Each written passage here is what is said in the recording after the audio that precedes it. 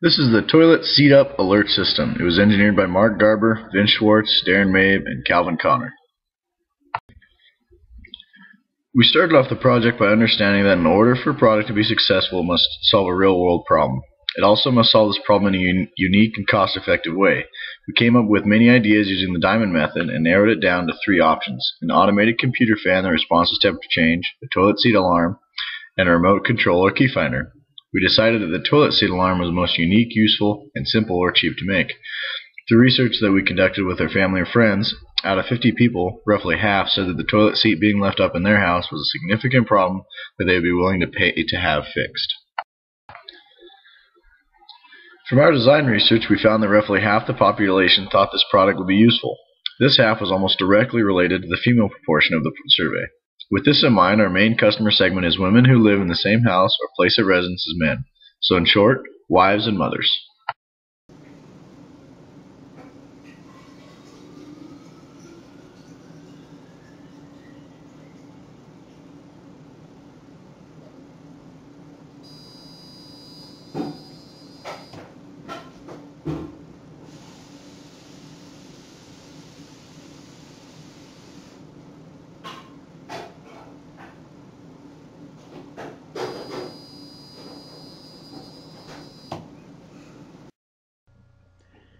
The SeatUp Alert prototype consists of a unit that clips to the side of a toilet. When the seat is left up, LEDs turn on, and a few minutes later, so does a buzzer. The SeatUp Alert would be useful for young children, as well as for anyone who is afraid of falling in the toilet at night because the seat was left up. There's a pressure sensor on the clip, and a buzzer and LEDs on the unit case. When the toilet seat is raised, the sensor detects that there is no pressure, the Arduino turns the LEDs on, and after a few seconds, the buzzer is also turned on. When the seat is lowered, it is detected by the pressure sensor, and the LEDs and the buzzer are automatically turned off by the Arduino. Some key features of our design include a delayed buzzer that lets people know when the toilet seat is up without being irritating while the toilet is in use, and a self-contained design that clips to the toilet without any need for extra wires, tape, or complex or permanent installation. The prototype of the SeatUp Alert performs well, although of course there's always room for improvement. In the final product, we would probably use brighter LEDs. The one in the prototype, which are in series with 275 ohms of resistance, are easily visible in dark or dim lighting when they're most needed, but it can be difficult to tell if they are on in bright light. The buzzer isn't very loud, but this was intentional since you wouldn't want it going off at night and waking people up, and it's still loud enough to be easily noticeable in the bathroom. We created a basic survey that consisted of simply asking people whether or not the position of the toilet seat was an issue for them. Our results indicated 47% of the people interviewed were troubled by toilet seats left up. Our survey does not address many factors, but does indicate that the problem we are addressing is an actual issue. To evaluate the markability of our product, we performed the Josh Kaufman Quick Test, which is a list of 10 questions that are rated from 0 to 10, 0 being low, 10 being high. The sum is added and the total indicates the markability of our product. We totaled a 65, which is a yellow light, meaning our product is somewhat marketable. However, we should rethink our strategies or move on tentatively.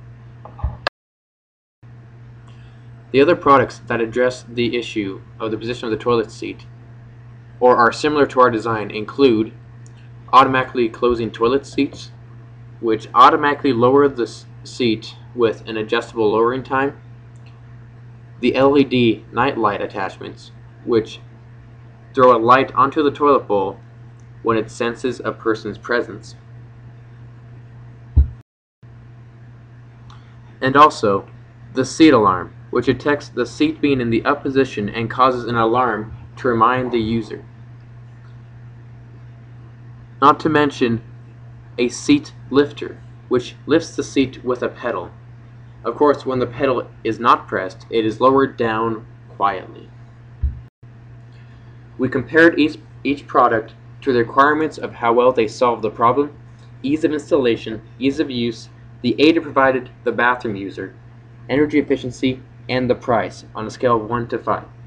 Comparatively, our product is not as energy efficient as the mechanical systems found in the auto lowering seat and seat lifter, nor does it as effectively fix the problem at hand, but it is cheap, easy to install, easy to use, and very useful in the bathroom. Our design applies mostly to 2 of 5 human drives. Our product applies to the drive to bond by decreasing the tension in households created by the toilet seat position problem. Our product does this by creating a sound when the seat has been left up for too long, as well as lighting the toilet, indicating visually when the seat is up. Our product also applies to the drive to experience. Our products help reduce stress between those that share bathroom facilities and helps to reduce negative bathroom experiences. Our product does this, again, by providing a sound when the seat is up, as well as lighting the toilet bowl, which is useful for both female and male users. In order to decide if our product could be successful in the marketplace, we filled out a basic pro forma template. We used some real-world research and some educated assumptions in order to fill it out. We decided that with roughly 50 million households in the United States, which make over $50,000 per year, 50% of the people we talked to said they would buy it. So we estimated 10% of this would actually hear about it and purchase it. This would mean that we could sell around 5 million units out of 50 million households. If we sold each of them for $10, then we will make a gross profit of 50 million. This is decided by the research we have leading to the idea that we can buy a microcontroller for 30 cents, the case and LEDs for 60 cents, a buzzer for 60 cents, charge $50 for labor and shipping. This brings it to a total cost of $2 per unit per 5 million units. This is a $10 million cost.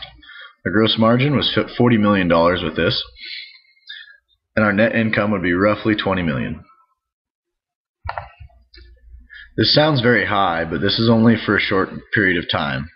We can only probably sell this product for 3 to 5 years since it would be a one-time purchase. Profit margin is also extremely high because the item is very cheap to produce, so the profit per item would be high. With this being said, we still feel that investing in this product would be sound and profitable.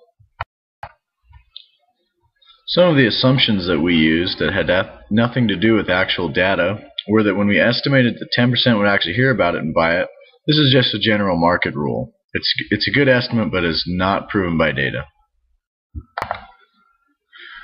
We also decided to assume that only people that make over $50,000 per year would be very interested in this product because it's somewhat of a novelty item and only solves a trivial problem.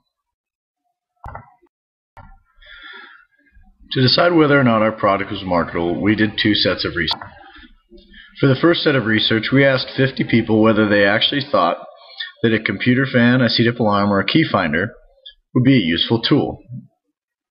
From this, we found that only 3 said that a computer fan was useful, 47 did not.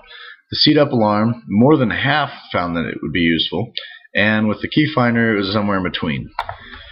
For the second set of research, we asked the same group whether or not they thought that they would actually buy the product. We also recorded their sex. We found that it was amazing how many more females thought that they would actually buy the product and that it was useful over men. Reflective thinking. Using the SII method, we reflected on our strengths, found things we could improve on, and gave some insight of our team's performance during the My Technology product assignment.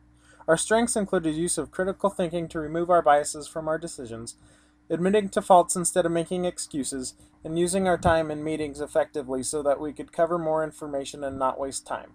Some improvements that we can make are completing 100% of our assigned tasks, practicing better product decomposition, and use of reflective thinking throughout our product instead of all at the end.